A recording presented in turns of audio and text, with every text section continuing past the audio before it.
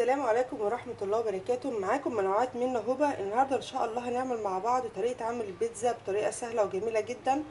اول حاجة معانا نص كوباية زيت، معانا نص كوباية لبن، معانا كيلو دقيق، معانا خميرة فورية، معانا معلقة صغيرة من البيكنج باودر، ومعانا مية للعجن.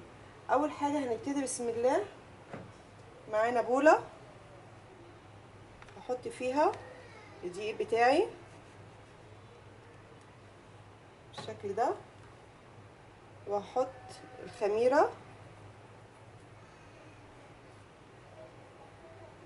وهحط البيكنج باودر، وهحط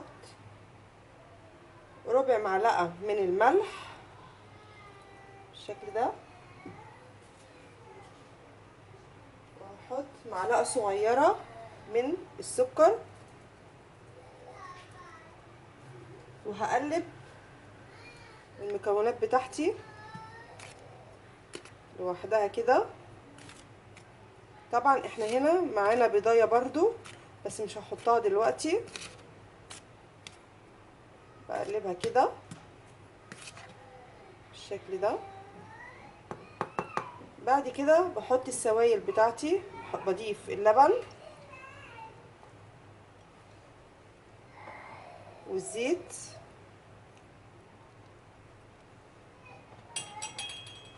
وبقلب بالطريقه دي كده ان انا اعجنها. طبعا الميه بتاعتنا بتكون دافيه، ما بتكونش ميه سخنه اهي، حسب ما بتتعجن معايا بالشكل ده.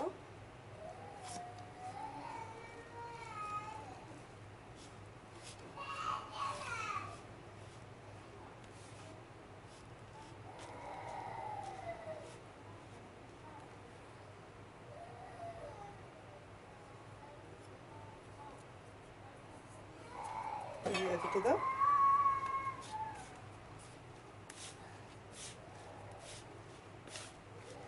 انا هنا بحط الميه بتاعتي بالتدريج،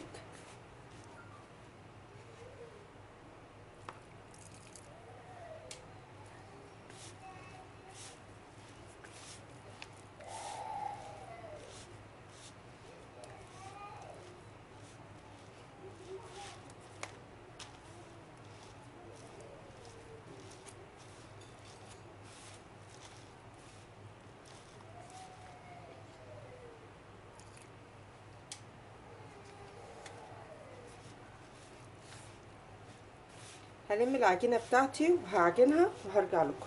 انا كده بعجن معاكم بالشكل ده. طبعا انا لسه مكملتش عجنها عشان انا قلت لكم ان في بيضايه هنحطها. معانا بيضايه نحطها بالشكل ده،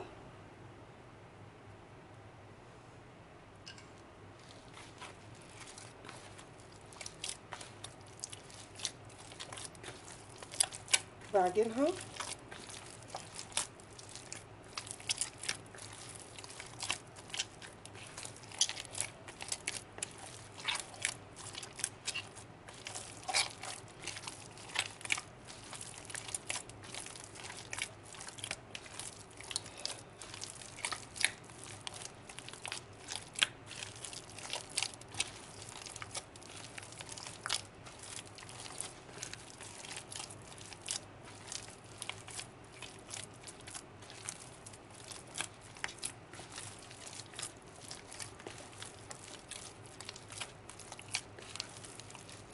اهم حاجه في العجين بتاعنا ان احنا نعجنها كويس جدا، بتطلع معانا في منتهى الجمال. هكمل عجنها وهرجع لكم. بصوا انا كده عجنتها بالشكل ده،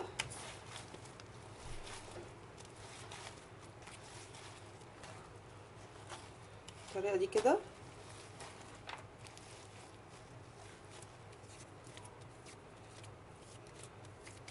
بعملها كده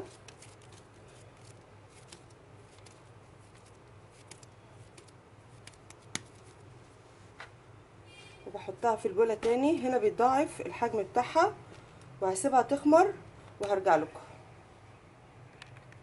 بقت معانا بالشكل ده، بيتضاعف الحجم بتاعها. انا بطلع منها الهواء بتاعها بالطريقه دي كده كده.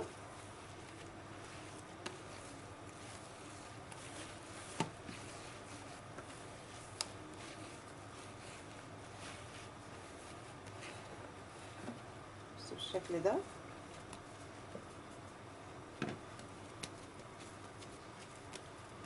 طبعا انا هنا البيتزا بتاعتي بقسمها ل4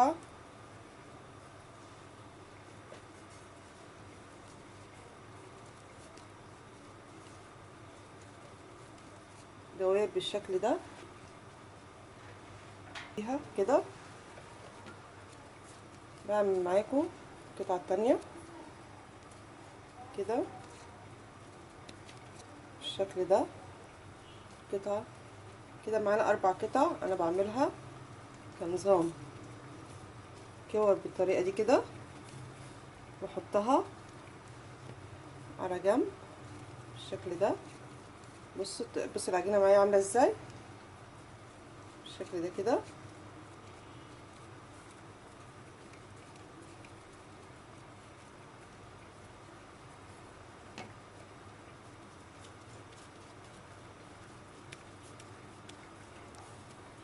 كده انا كيلو دقيق هيعمل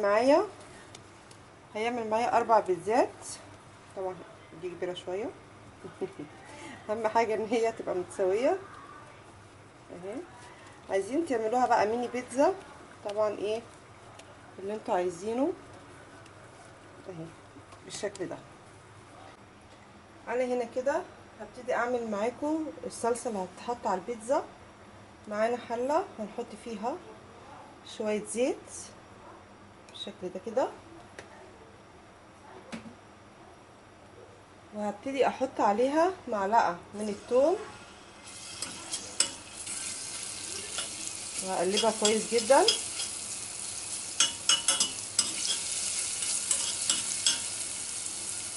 بالشكل ده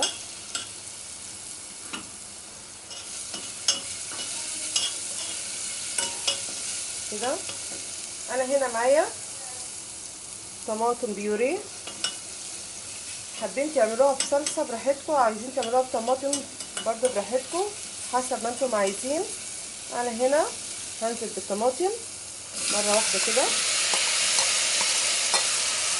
بالشكل ده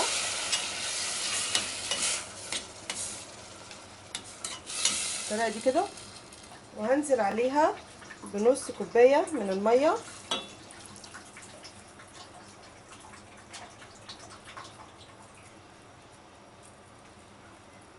واحط لها فلفل اسمر بالشكل ده.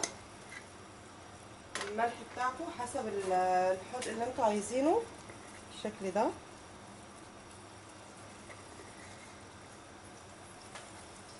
بحط زعتر، توم باودر، بصل باودر بالشكل ده. اللي حابب يحط شطه برضو حاجه ترجع له، انا هحط شطه بس بسيط جدا.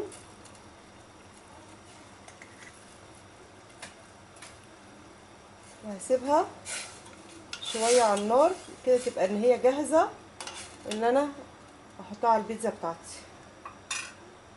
هتكمل معانا وهوريها لكم هتبقى عامله. دي المقادير اللي انا هحطها على البيتزا. معانا فلفل، ومعانا جبنه موتزاريلا، ومعانا الصلصه اللي انا قلت لكم عليها اللي احنا عملناها مع بعض، معانا لحمه مفرومه متعصجه كلنا عارفين بتتعصج ازاي، ومعانا طماطم. دي المكونات اللي احنا هنحطها على البيتزا بالشكل دوت. ونبتدي منها زيت بسيط جدا،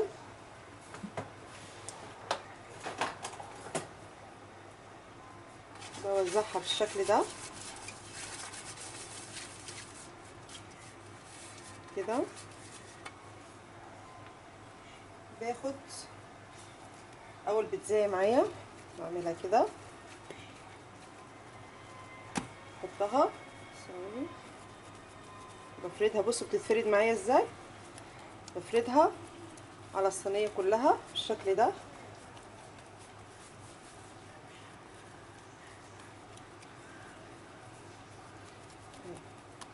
تفرد معايا بالطريقه دي كده. هفردها في الصينيه كلها وهرجع لكم بالشكل ده.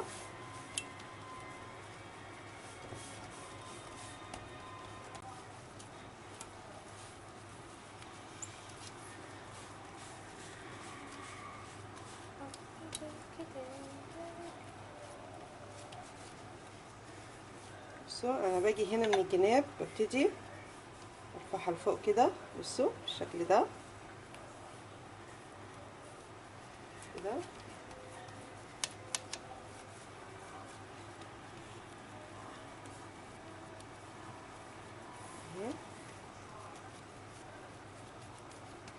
بصوا كده انا فردت البيتزا بتاعتي بالطريقه دي.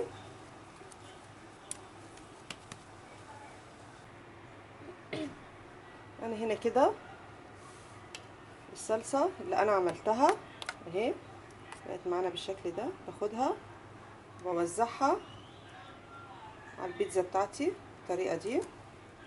اوزع كده بالشكل ده بالطريقه دي كده.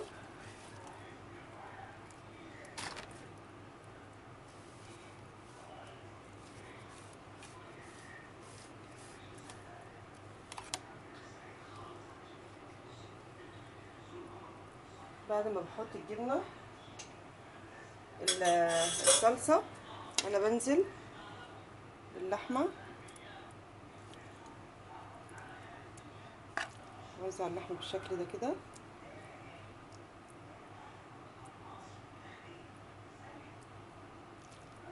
بالشكل ده.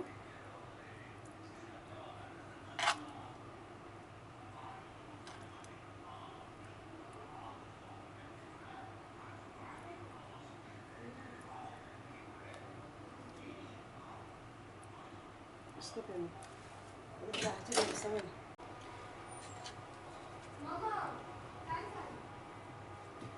طبعا هنا في سر هقوله لكم للجبنه الموتزاريلا. انا هنا جايبه الجبنه بتاعتي ميكس.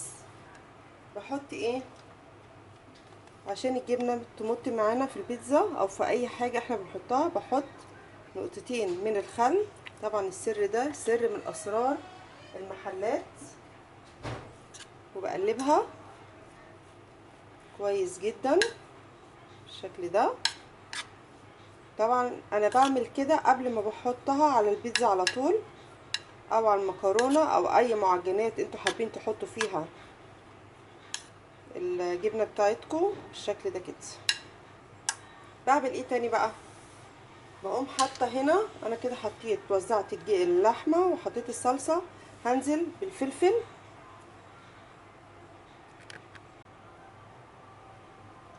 هنا. بنزل فلفل بالطريقه دي بالشكل ده كده.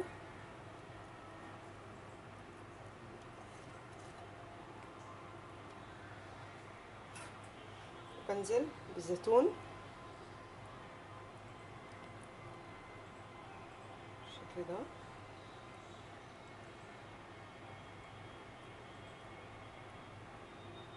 اوزع الزيتون كده.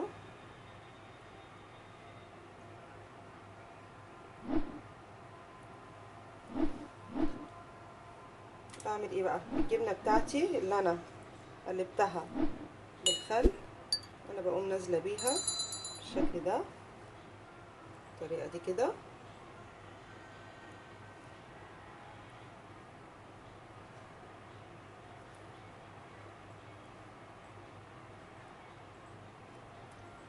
الطريقه دي هتعجبكم جدا.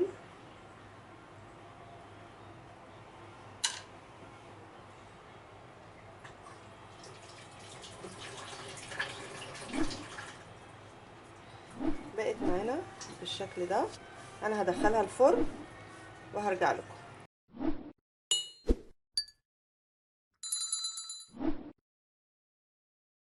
وهنا بقى شكل البيتزا بعد ما طلعت معانا من الفرن بقت بالشكل دوت. ايه رأيكم؟ شكلها وطعمها في منتهى الجمال، هتعجبكم ان شاء الله. انا هنا كده هبتدي ان انا هقطع البيتزا وهوريها لكم بعد ما هقطعها شكلها هيبقى عامل ازاي. وهنا كده بعد ما قطعت البيتزا بصوا المنظر. دي طريقه الموتزاريلا اللي قلت لكم عليها، اللي احنا بنديها سنه خل فبتخليها ان هي دي تمط معانا بالشكل ده كده. ده سر من اسرار المحلات. يا رب لو عجبكم الفيديو ما تنسوش تشتركوا في القناه وتفعلوا زر الجرس عشان يوصلكم كل جديد، واشوفكم بخير على اجمل متابعين في الدنيا. معاكم اختكم وحبيبتكم من نوعية منة هوبة، والسلام عليكم ورحمة الله وبركاته، واشوفكم في فيديو جديد.